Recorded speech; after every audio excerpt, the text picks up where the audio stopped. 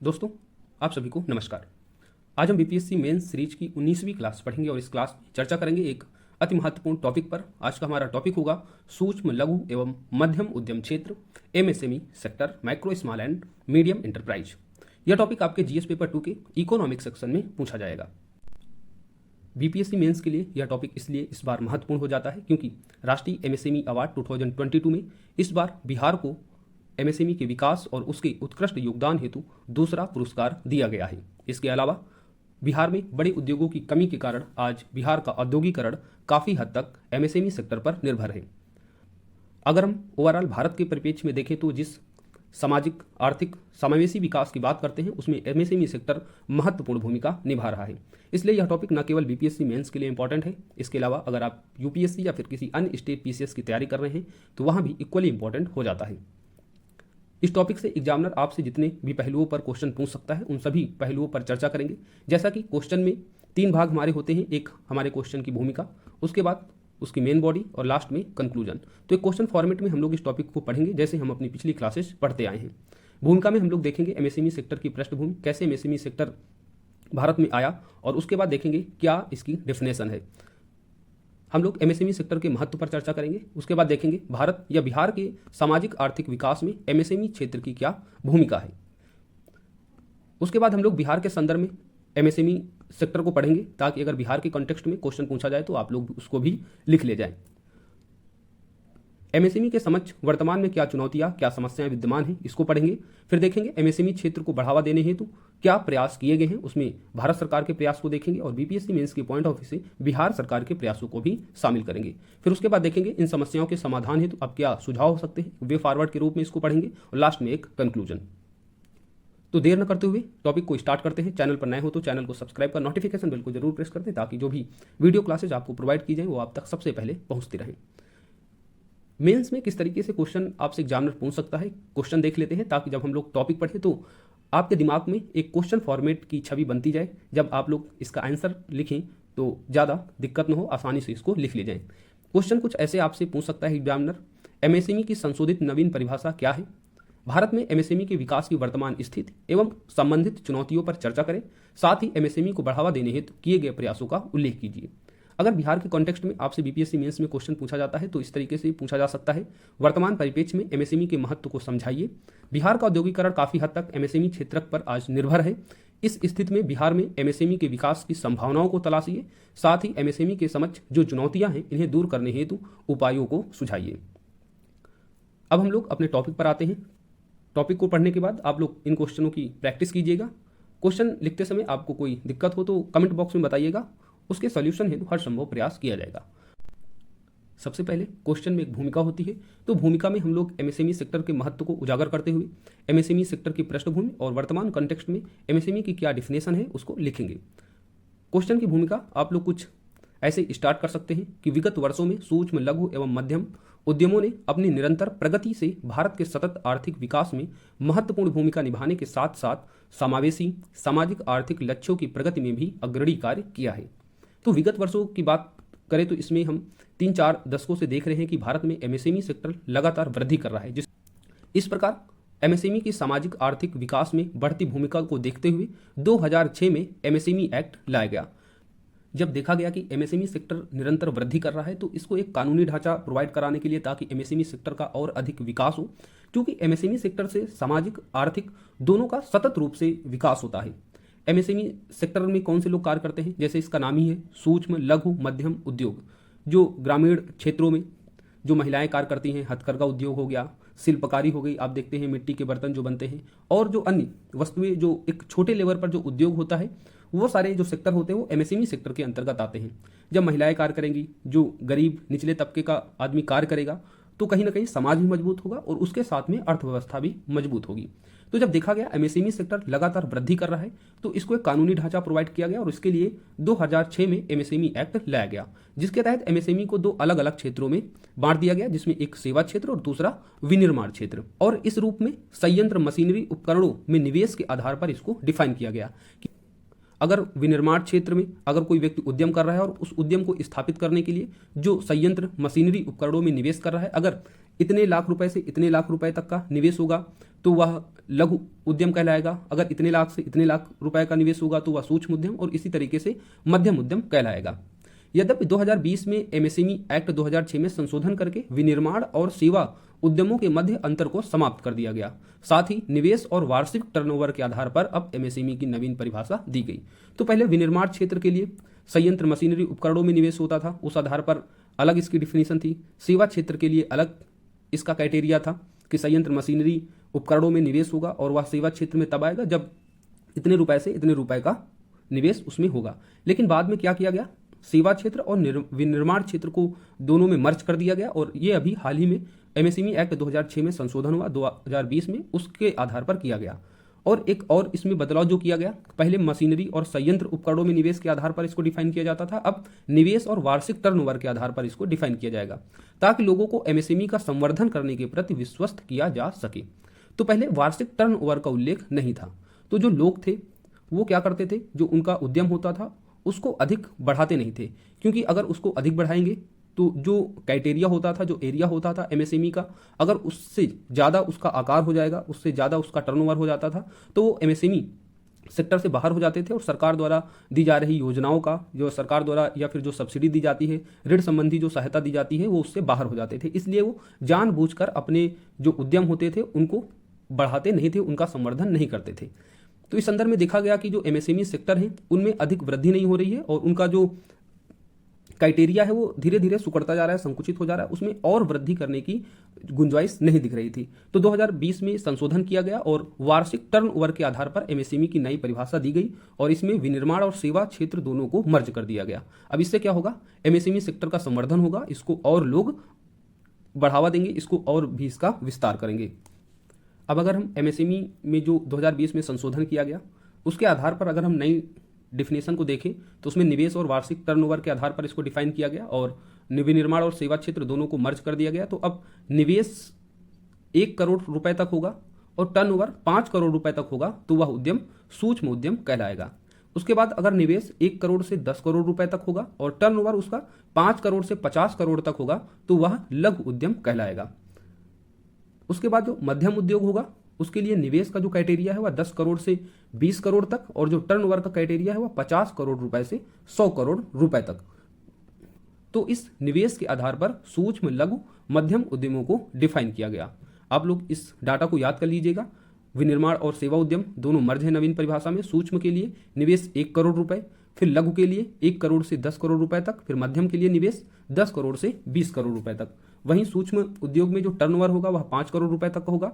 लघु उद्योग के लिए टर्नओवर 5 करोड़ से 50 करोड़, और मध्यम उद्योग के लिए टर्नओवर 50 करोड़ से 100 करोड़ रुपए तक का। अब हम लोग देखेंगे एमएसएमई सेक्टर का क्या महत्व है, या फिर एमएसएमई के विकास की क्या वर्तमान स्थिति है। दोनों कॉन्टेक्स्ट में हम लोग इसी फैक्ट को शामिल करेंगे अपने क्वेश्चन में। विश्व बैंक का एक डाटा है जो कहता है कि एमएसएमई उभरती अर्थव्यवस्थाओं में भारत भी शामिल है। तो एमएसएमई उभरती अर्थव्यवस्थाओं में कुल रोजगार का 60% तथा सकल घरेलू उत्पाद अर्थात जीडीपी का 40% तक योगदान देता है। तो एक अंतर्राष्ट्रीय स्तर पर भी एमएसएमई का हमने महत्व देख लिया। अब भारत के कंटेक्स्ट में अगर एमएसएमई का महत्व या फिर इसकी वर्तमान स्थिति को देखें तो पहला पॉइंट हो जाता है, देश के कुल जीडीपी में एमएसएमई का जो योगदान है वह लगभग 30% से भी अधिक है। कुल निर्यात में एमएसएमई का जो योगदान है वह लगभग 48% है, अर्थात जो निर्यात होता है भारत का उसमें 48% का योगदान एमएसएमई सेक्टर का है। वर्तमान में भारत में 6.3 करोड़ एमएसएमई सेक्टर कार्यशील हैं। विनिर्माण उत्पादन में एमएसएमई का लगभग 40% का योगदान है। तो ये इसके महत्व है एमएसएमई सेक्टर के। एक बहुत ही बड़ा एरिया कवर कर रहा है आज एमएसएमई सेक्टर, जहां निर्यात में ही केवल 48% का योगदान, अगर जीडीपी की बात करें देश का तो कुल 30% से भी अधिक इसका योगदान है। और जो मैन्युफैक्चरिंग होती है पूरे भारत में उसमें एमएसएमई सेक्टर का ही केवल 45% योगदान है। एमएसएमई में लगभग 110 मिलियन से अधिक लोग कार्यरत है, जो भारत में कुल रोजगार का 22 से 23% है। तो इस तरह देखें तो एमएसएमई सेक्टर कृषि के बाद दूसरा ऐसा बड़ा सेक्टर बन जाता है जहां पर सबसे अधिक लोग रोजगार हैं। तो यह इसके महत्व हो गए, चाहे इसकी वर्तमान स्थिति के कॉन्टेक्स्ट में इन फैक्टों को शामिल कर ले, चाहे इसके महत्व के कॉन्टेक्स्ट में। अब हम लोग देखेंगे सामाजिक आर्थिक विकास में एमएसएमई की क्या भूमिका है। तो जैसे पहले ही हमने कहा था, सूक्ष्म लघु मध्यम उद्योग है, ये छोटे स्तर पर ये उद्योग होते हैं। तो इसमें जो समाज के सबसे निचले गरीब तबके के जो लोग होते हैं, वंचित तबके के लोग जो होते हैं, या महिलाएं होती हैं, वो सभी जो इसमें है कार्यरत होती हैं। इससे समाज का तो सशक्तिकरण हो ही रहा है और साथ में जो इससे बेनिफिट होता है वो अर्थव्यवस्था में भी बड़ा योगदान दे रहा है। जैसे इसके महत्व में भी चर्चा किया कि जीडीपी में जो है 30% से अधिक योगदान दे रहा है एमएसएमई सेक्टर आज।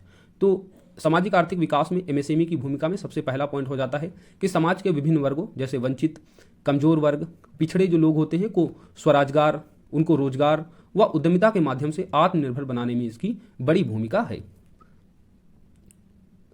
दूसरा, एमएसएमई श्रम गहन या फिर श्रम आधारित होने के कारण, तो जो एमएसएमई सेक्टर होते हैं वो श्रम गहन क्षेत्र होते हैं। जैसे किसी ग्रामीण क्षेत्र में कोई वस्त्र उद्योग की फैक्ट्री खुली है छोटे स्तर पर, तो वहाँ पर लगभग 100, 150, 200 आदमी काम कर रहे हैं। या फिर ऐसे जो क्षेत्र होते हैं वो श्रम गहन क्षेत्र होते हैं, क्योंकि छोटे छोटे वर्क होते हैं, हथकरघा उद्योग होता है, तो यहाँ पर श्रम अधिक लगता है। जूट फैक्ट्री हो गई जहाँ पर खादी उद्योगों का निर्माण होता है, या फिर कृषि प्रसंस्करण उद्योग हो गया। ये सारे जो क्षेत्र हैं वो एमएसएमई के अंतर्गत आते हैं और ये एक श्रम गहन क्षेत्र है, जिसके कारण यहाँ पर अधिक लोगों की आवश्यकता होती है काम करने की, जिससे बेरोजगारी की समस्या को भी कम करने में ये महत्वपूर्ण भूमिका निभा रहा है। इसके नेक्स्ट, पुरुष प्रधान समाज में भारत आप देखते हैं कि पुरुष प्रधान समाज है और यह क्षेत्र महिलाओं को विशेषता जो स्वयं सहायता समूह होते हैं, सेल्फ हेल्प ग्रुप होते हैं, उसके माध्यम से महिलाओं को उद्यमिता हेतु प्रेरित करते हैं या फिर उन्हें रोजगार प्रदान कर उनके सामाजिक आर्थिक सशक्तिकरण में भी महत्वपूर्ण भूमिका निभा रहे हैं।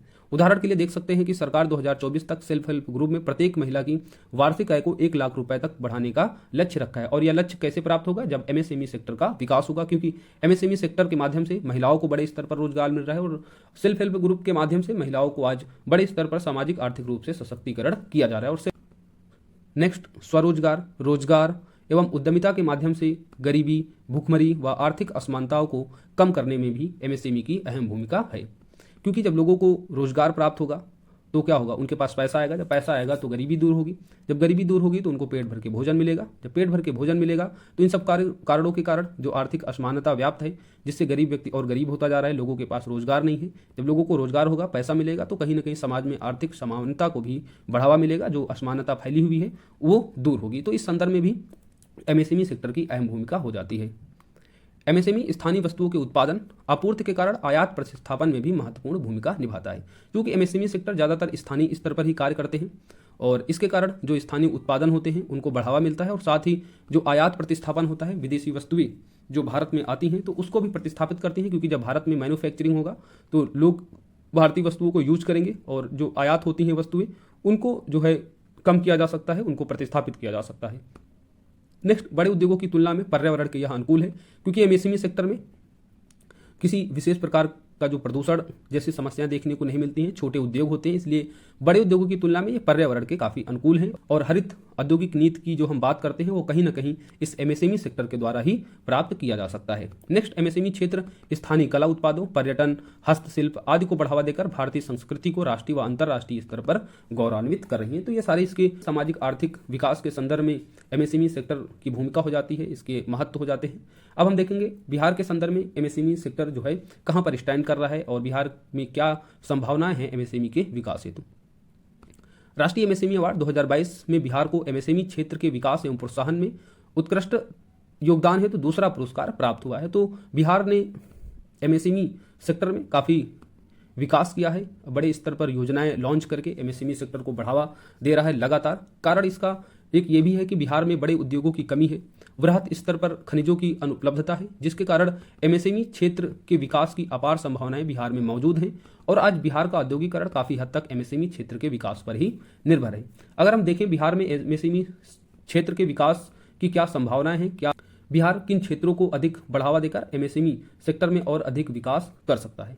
पहला, बिहार का खादी ग्रामीण उद्योग। आप जानते हैं बिहार का जो खादी ग्रामीण उद्योग है वह भारत के अग्रणी राज्यों में से एक है। उदाहरण के लिए बिहार का जूट उत्पादन में दूसरा सबसे बड़ा उत्पादक राज्य है। पहला उत्पादक बड़ा राज्य पश्चिम बंगाल है और दूसरा स्थान बिहार का है, जिसके कारण बिहार में जो खादी ग्रामीण उद्योग है वह बड़े स्तर पर देखा जाता है और यह जो उद्योग है वह एमएसएमई सेक्टर के अंतर्गत ही आता है। तो बिहार खादी और ग्रामीण जो उद्योग है इसको और अधिक बढ़ावा देकर एमएसएमई सेक्टर के विकास को और अधिक बढ़ा सकता है। नेक्स्ट, बिहार में कृषि आधारित खाद्य प्रसंस्करण उद्योग। हम देखते हैं बिहार में एग्रीकल्चर जो प्रोडक्ट्स हैं वो बड़े स्तर पर होते हैं, इसलिए बिहार जो है कृषि आधारित जो खाद्य प्रसंस्करण उद्योग है उसको लगातार बढ़ा रहा है और यह उद्योग जो है एमएसएमई सेक्टर के अंतर्गत ही आता है। इसलिए जो खाद्य प्रसंस्करण उद्योग है वह एमएसएमई सेक्टर को और भी अधिक बढ़ा सकता है। तो ये सारी संभावनाएं हैं जो बिहार में एमएसएमई सेक्टर को बढ़ावा देने हेतु मौजूद हैं। नेक्स्ट, बिहार का पर्यटन क्षेत्र। बिहार जो है वह भारत के पर्यटन क्षेत्रों में अग्रणी है। बिहार का एक प्राचीन स्तर से ही हम देखते हैं कि बड़ा महत्व है, चाहे वो नालंदा विश्वविद्यालय हो या फिर गया क्षेत्र हो। ये सारे जो एरियाज हैं वह पर्यटन क्षेत्र के लिए बहुत ही अहम भूमिका निभाते हैं और इस स्तर पर देखें तो पर्यटन क्षेत्र को बढ़ावा देकर एमएसएमई सेक्टर को और अधिक जो है विकसित किया जा सकता है। नेक्स्ट, बिहार में श्रमिकों की उपलब्धता। जानते हैं आप बिहार में बढ़ती जनसंख्या है जिसके कारण बिहार स्टेट को सस्ते श्रम प्राप्त हो सकते हैं और जो एमएसएमई सेक्टर में श्रम जो है बहुत अधिक लगता है, इसलिए बिहार जो है इसमें बड़ी भूमिका निभा सकता है एमएसएमई सेक्टर के विकास में, क्योंकि बिहार के पास पर्याप्त श्रम उपलब्ध है। तो ये सारी संभावनाएं हो गई एमएसएमई सेक्टर के विकास हेतु बिहार के कंटेक्स्ट में। अब हम लोग देखेंगे एमएसएमई के समक्ष क्या चुनौतियां हैं, क्या समस्याएं हैं। ये चाहे बिहार के कंटेक्स्ट में पूछा जाए या फिर किसी अन्य स्टेट पीसीएस या यूपीएससी के कंटेक्स्ट में पूछा जाए, समस्याएं जो चुनौतियां हैं वह सभी जगह सेम है। तो जिसमें सबसे पहली चुनौती है बुनियादी और संरचनात्मक सुविधाओं की कमी। हम देखते हैं कि भारत में इंफ्रास्ट्रक्चर उतने बड़े स्तर पर डेवलपमेंट नहीं है, जिसके कारण जो किसी भी सेक्टर में हो, चाहे वो एग्रीकल्चर सेक्टर हो या फिर इंडस्ट्रियल सेक्टर हो या फिर सर्विस सेक्टर हो, हर जगह इंफ्रास्ट्रक्चर डेवलपमेंट के अभाव में जो सकारात्मक वृद्धि होनी चाहिए उसमें जो है बड़ी बाधा देखते हैं, बड़ी समस्या देखते हैं। तो एमएसएमई सेक्टर के समक्ष भी यही चुनौती है, बुनियादी और संरचनात्मक सुविधाओं की कमी, जैसे जल की कमी, विद्युत आपूर्ति रेगुलर नहीं मिल पाती है और ग्रामीण क्षेत्रों में एमएसएमई सेक्टर अधिक कार्यरत होते हैं और ग्रामीण क्षेत्र में तो बिजली का और भी ज़्यादा अभाव है। परिवहन मार्ग, जो लोग उत्पादक का निर्माण करते हैं, जैसे एमएसएमई सेक्टर किसी ग्रामीण क्षेत्र में है वहाँ पर प्रोडक्ट तैयार हो गया, लेकिन परिवहन मार्ग जो है उतना सुलभ नहीं है जिससे वो शहरों में आके अपने सामान को बेच सके या बाजार तक अपने सामान को सही से पहुँचा सके। तो ये एक बड़ी समस्या है, बुनियादी और संरचनात्मक सुविधाओं की कमी एमएसएमई के समक्ष। दूसरा, पूंजी की कमी। उदाहरण के लिए लगभग 40% लघु उद्यम औपचारिक रूप से ऋण पर निर्भर हैं। केवल 16% लघु मध्यम उद्योगों के ही समय पर वित्तीय सुविधाएं मिल पाती हैं। तो अगर व्यक्ति जो है एमएसएमई सेक्टर की स्थापना करना चाहता है, सूक्ष्म लघु मध्यम उद्योग की स्थापना करना चाहता है, तो अगर उसके पास पूंजी नहीं है तो पूंजी प्राप्त करने में भी एक बड़ी समस्या लोगों के समक्ष उत्पन्न होती है। उदाहरण के लिए आप इसको कोट कर सकते हैं कि लगभग जो 40% लघु उद्यम है वो औपचारिक रूप से ऋण पर निर्भर है। अर्थात औपचारिक ऋण का मतलब हो गया कि जैसे गांव के साहूकार हो गए, बड़े बड़े जो लोग होते हैं उनसे ऋण पर निर्भर होते हैं और आपको पता है कि उनका ऋण जो होता है उनमें चक्रवृद्धि ब्याज के हिसाब से पहली चीज़ तो ऋण देते हैं, कोई ना तो शर्त होती है और उनका जो ब्याज दर होता है वो भी बहुत अधिक होता है, जिसके कारण व्यक्ति मान लीजिए लघु उद्योग की स्थापना है तो उसने ऋण ले लिया तो ऋण वो चुका नहीं पाता और लास्ट में जो उद्योग होता है वो फ्लॉप हो जाता है और व्यक्ति पर कर्जा भी हो जाता है। इसलिए एक ये बड़ी समस्या है, पूंजी की कमी एमएसएमई सेक्टर में देखने को मिलती है। नेक्स्ट, उन्नत प्रौद्योगिकी का अभाव, जिसके कारण क्या होता है उत्पादित जो वस्तुएं होती हैं एमएसएमई सेक्टर की तुलनात्मक रूप से कम गुणवत्तापूर्ण होती हैं, अतः ये आयातित सस्ते व गुणवत्तापूर्ण वस्तुओं से प्रतिस्पर्धा नहीं कर पाती हैं। तो एक लोगों के मन में एक कह सकते हैं एक नेगेटिव एस्पेक्ट भी इसकी वजह से बैठ गया है। हम देखते हैं कि कहते हैं ये मेड इन इंडिया है या फिर भारत का बना हुआ है इसलिए ये अच्छा नहीं लग रहा है या फिर इसकी गुणवत्ता जो है ठीक नहीं है। कारण इसका क्या है कि एमएसएमई सेक्टर में जो चीज़ें उत्पादित होती हैं उसमें प्रौद्योगिकी की भूमिका का अभाव दिखता है। लोग हाथों के द्वारा ही चीज़ें निर्मित होती हैं, इसलिए वो वस्तुएं पहली चीज़ तो उतनी उसमें सफाई नहीं आ पाती है जितनी मशीन के द्वारा आ जाती है, जितने स्मार्ट जो है मशीनों के द्वारा चीज़ें तैयार हो जाती हैं उतनी अच्छी जो सामानें जो हैं वो हाथ से कैसे बन सकती हैं। दूसरी चीज़ें, जब हाथ से सारी चीज़ें तैयार होंगी तो उसमें श्रम बल लगेगा, जब श्रम बल अधिक लगेगा तो चीज़ें क्या हो जाएंगी और अधिक महंगी हो जाएंगी।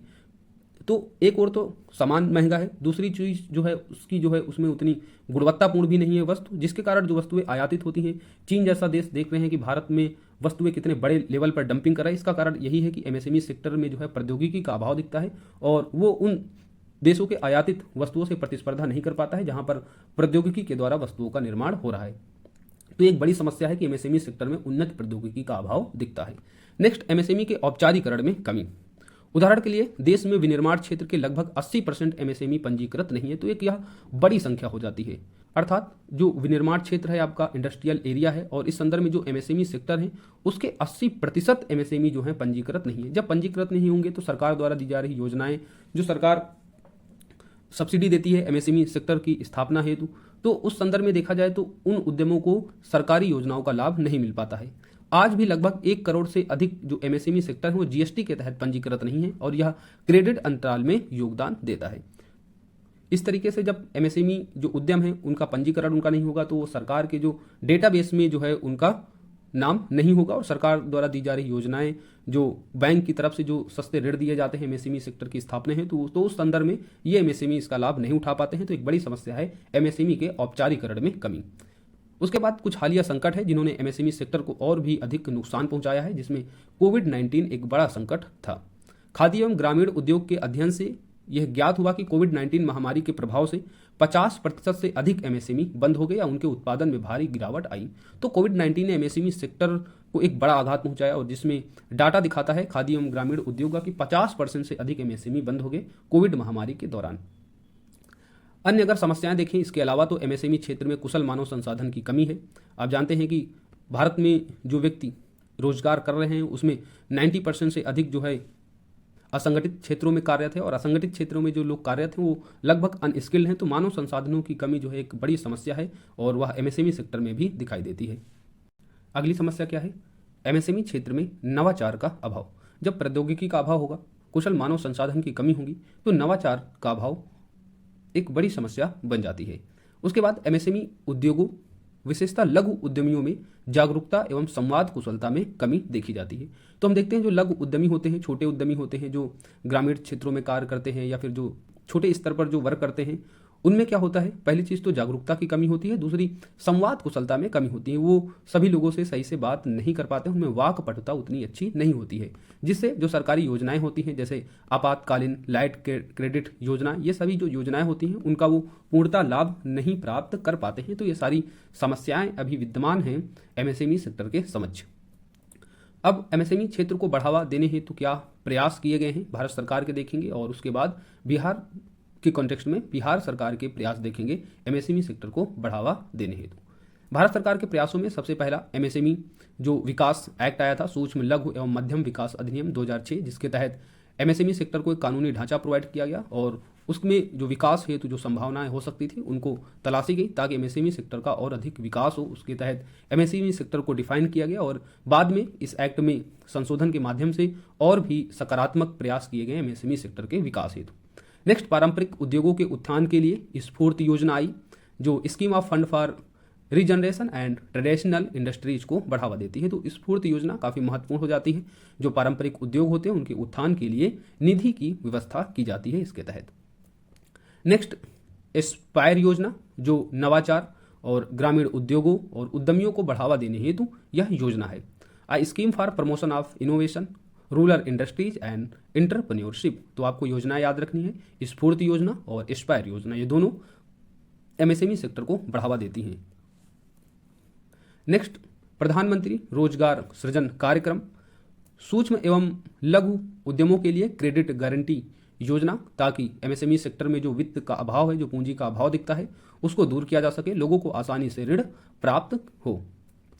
आपातकालीन क्रेडिट लाइन गारंटी योजना, अगर कोई व्यक्ति एमएसएमई सेक्टर की स्थापना करता है, वो उद्योग का संचालन कर रहा है, अगर उसको कोई नुकसान हो जाता है किसी प्रकार का, जैसे अभी कोविड-19 के टाइम पर, महामारी के टाइम पर एमएसएमई सेक्टर बहुत सारे बंद हो गए, तो उसके उत्थान के लिए आपातकालीन क्रेडिट लाइन गारंटी योजना दी गई ताकि दोबारा से उनका रिकवर हो सके और एमएसएमई सेक्टर का जो विकास था उसको सुचारू रूप से संचालित किया जा सके। तो आपातकालीन क्रेडिट लाइन गारंटी योजना एक महत्वपूर्ण योजना है एमएसएमई सेक्टर के विकास में।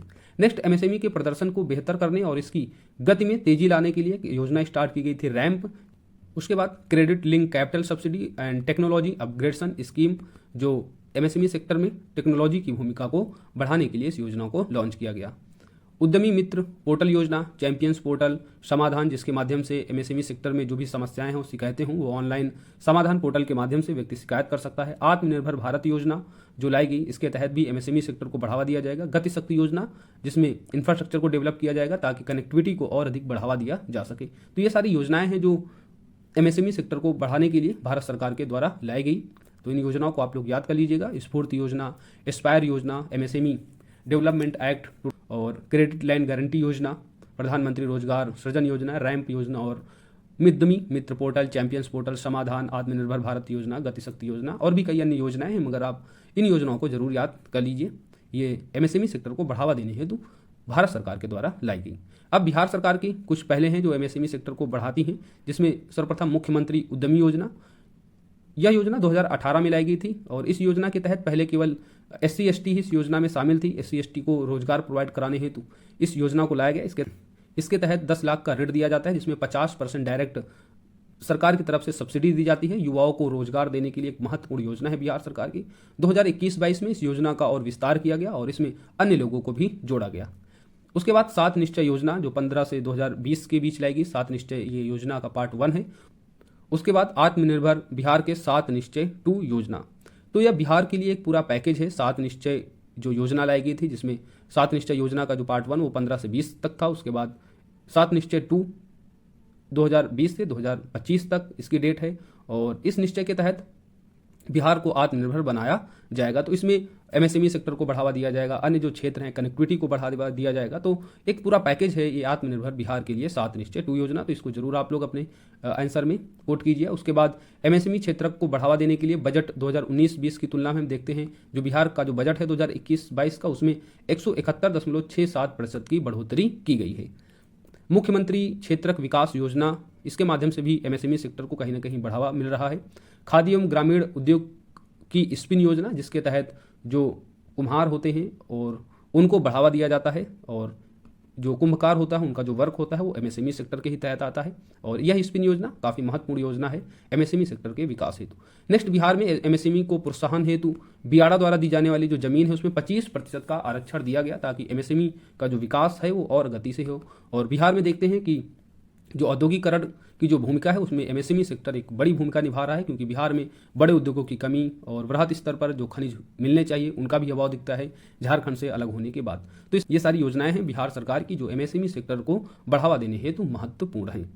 अब देखते हैं क्या आगे की राह होनी चाहिए। MSME सेक्टर में अभी भी कई समस्याएं, कई चुनौतियां विद्यमान हैं, जैसे हमने ऊपर पढ़ा भी था। तो इसके लिए अब क्या समाधान हो सकते हैं, क्या सुझाव हो सकते हैं। सबसे पहला, बुनियादी अवसंरचना का विकास करके कनेक्टिविटी को आसान बनाना चाहिए ताकि जो स्थानीय स्तर पर जो MSME उद्योग हैं वो बड़े बाजारों से जुड़े। और इसके लिए क्या किया जा सकता है कि सार्वजनिक जो परियोजनाएं हैं, सागरमाला परियोजना जैसे भारतमाला परियोजना है, इन सभी योजनाओं को स्थानीय MSME क्षेत्र से जोड़ा जा सकता है, जिससे इनके मध्य कनेक्टिविटी बढ़े और ये बाजारों तक पहुंचे और इनको अधिक लाभ मिल सके, जिससे MSME सेक्टर का और भी अधिक विकास हो। नेक्स्ट, MSME पर UK सिन्हा की अध्यक्षता में एक कमेटी गठित की गई थी और जिसकी सिफारिशों को लागू किया जाना चाहिए। सिफारिशें क्या दी गई थी इस कमेटी के द्वारा कि MSME की प्रौद्योगिकी तक पहुंच में सुधार करना चाहिए।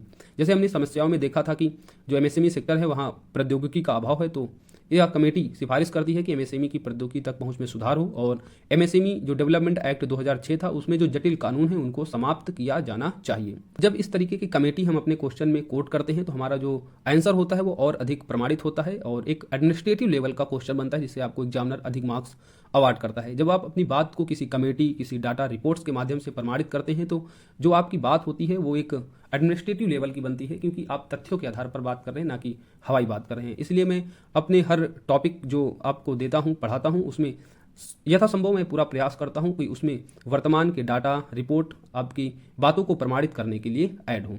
तो आप लोग UK सिन्हा कमेटी को कोट कीजिएगा वे फॉरवर्ड के रूप में। और दूसरी, एक नायक समिति बनी थी लघु उद्योग पर और जिसने सिफारिश किया था कि जो आवेदन होते हैं वो सभी ऑनलाइन किए जाएं, जिससे जो पंजीकरण की जो समस्या थी MSME सेक्टर में, जो औपचारिकता का जो अभाव है, जो कमी है, उसको दूर किया जा सके। तो नायक समिति इंपॉर्टेंट हो जाती है, इसको आप याद रखिएगा। नेक्स्ट, कोविड-19 से हमने देखा था कि 50% के आसपास जो MSME सेक्टर थे वो बंद हो गए या तो फिर उनमें भारी गिरावट आई थी।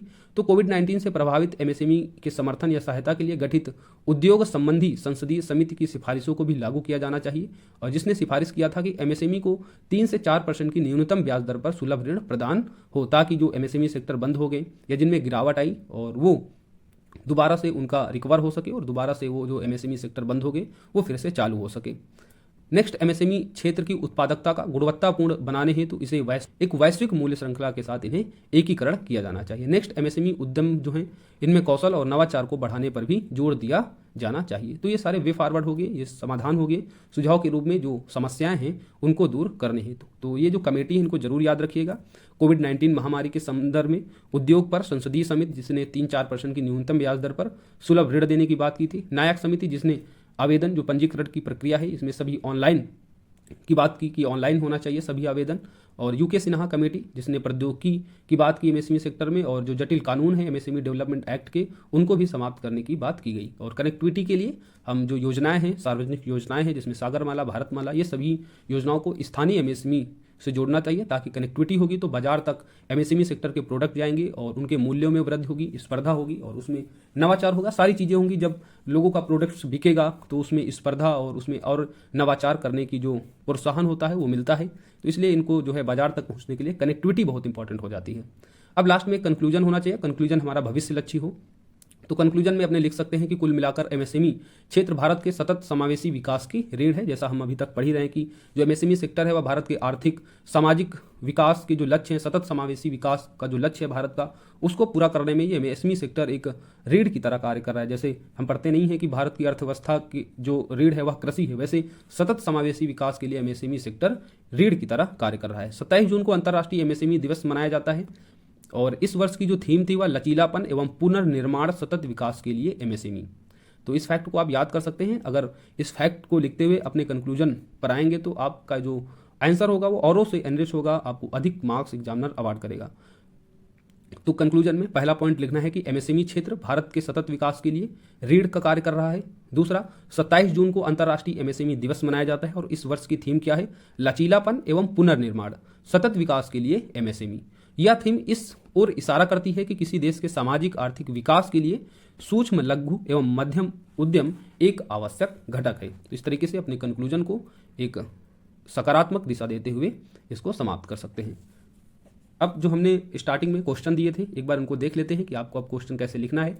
तो पहला क्वेश्चन था हमारा, एमएसएमई की संशोधित नवीन परिभाषा क्या है? अब आप लोग परिभाषा लिख लेंगे। हमने पूरा ग्राफ के माध्यम से बताया कि सेवा और विनिर्माण क्षेत्र को मर्ज कर दिया गया है। वार्षिक टर्नओवर के आधार पर एमएसएमई की नई डिफिनीशन दी गई है। तो आप लोग पहले पहलू को लिख लेंगे। दूसरा पहलू जो क्वेश्चन का है वह एमएसएमई की विकास की वर्तमान स्थिति, हमने जो महत्व थे और वर्तमान स्थिति इस पर चर्चा की थी कि एमएसएमई सेक्टर आज जीडीपी का 30% से अधिक योगदान है और 48% जो है निर्यात में योगदान है एमएसएमई सेक्टर का। 110 मिलियन लोग जो पूरे रोजगार का 20 से 23% के आसपास है वो कार्यरत है। तो इस तरीके से जो हमने महत्व देखे थे वो आप लोग यहाँ लिखिएगा। और नेक्स्ट जिसमें चुनौतियों पर चर्चा करें तो चुनौतियाँ जो समस्या विद्यमान है उनको भी हमने पढ़ा और साथ ही एमएसएमई को बढ़ावा देने हैं तो क्या प्रयास किए गए हैं। इन प्रयासों में हमने भारत सरकार और बिहार सरकार दोनों के प्रयासों को देखें तो आप लोग इसको आराम से अब लिख पाएंगे। नेक्स्ट जो क्वेश्चन था बिहार के कॉन्टेक्स्ट में था, स्पेसिफिक क्वेश्चन था वर्तमान परिप्रेक्ष्य में एमएसएमई के महत्व को समझाइए। तो हमने एमएसएमई की जो वर्तमान स्थिति या महत्व है उसी को यहाँ भी लिख देना है। पहले अपने भूमिका को जरूर लिखना है जिसमें एमएसएमई के थोड़ा सा बारे में बताना है, कैसे इसका डेवलपमेंट हुआ और नई परिभाषा क्या है, वो लगभग सभी क्वेश्चन में आएगी। उसके बाद हम लोग इसके महत्व पर आएंगे। बिहार का औद्योगिकरण काफ़ी हद तक एमएसएमई क्षेत्र पर निर्भर है। इस स्थिति में बिहार में एमएसएमई के विकास की संभावनाओं को तलाशिए। तो अभी जो हाल ही का जो डाटा है दूसरा स्थान मिला है राष्ट्रीय एमएसएमई जो अवार्ड है उसमें बिहार को। और हमने बिहार में जो संभावनाएं हैं एमएसएमई के विकास में उसको पढ़ा कि खादी ग्रामीण उद्योग, जिस संदर्भ में जूट के का जो है पूरे भारत में बिहार दूसरा उत्पादक है, तो इस संदर्भ में खादी एवं ग्रामीण उद्योग एमएसएमई के लिए एक बड़ी संभावना दिखती है बिहार में। और उसके बाद कृषि में जो खाद्य प्रसंस्करण उद्योग है वह भी बिहार में बड़े स्तर पर उसका विकास करके जो है एमएसएमई सेक्टर का विकास किया जा सकता है। और हमने बिहार की जो बढ़ती जनसंख्या है इसका कैसे लाभ उठाया जा सकता है एमएसएमई सेक्टर के विकास के द्वारा। तो ये सारे आपको पॉइंट लिख देने हैं। उसके बाद एमएसएमई के समक्ष क्या चुनौतियां हैं, तो चुनौतियां हमने पढ़ी, समस्याएं देखी क्या एमएसएमई के समक्ष हैं और उन्हें दूर करने हैं तो क्या उपाय किए गए हैं। तो बिहार के कंटेक्स्ट में जो प्रयास है उनको आपको लिख देना है और भारत के भी भारत सरकार के द्वारा जो प्रयास है उन्हें भी आप लिख सकते हैं और अपने वे फॉरवर्ड को लिखते हुए कंक्लूजन पर आ जाएंगे। तो इस तरीके से आप अब दोनों क्वेश्चन को बहुत ही आसानी से लिख पाएंगे इस टॉपिक को पढ़ने के बाद। मिलते हैं नेक्स्ट वीडियो के साथ में। अगर क्वेश्चन को लिखने में कोई प्रॉब्लम्स हो तो आप लोग कमेंट बॉक्स में जरूर बताइएगा। जो भी सुझाव हैं वीडियो से रिलेटेड और क्या चीज़ें इसमें शामिल की जा सकती वो सुझाव भी आप लोग कमेंट बॉक्स में बताइए। मिलते हैं नेक्स्ट वीडियो के साथ। जब तक के लिए थैंक यू, जय हिंद। आप लोग पढ़ते रहें, स्वस्थ रहें।